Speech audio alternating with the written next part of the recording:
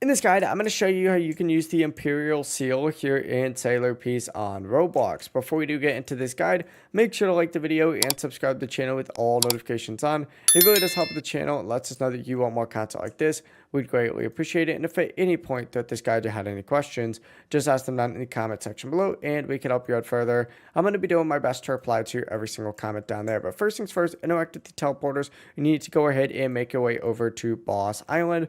Once you arrive, go on the left side of the island, and essentially you're looking for the NPC connected to the Quincy style. So make your way past the hand over here, go to this guy just like so, and this is who you interact with in order to get it. This is where you use those Imperial Seals. If you guys had any questions, ask them down in the comment section below and we can help you out further. I'm going to be doing my best to reply to every single comment down there. Before you do leave this guide, make sure to like the video and subscribe to the channel with all notifications on. It really does help us out and it lets us know that you want more content like this. We'd greatly appreciate it. Have a great rest of your day though. Peace.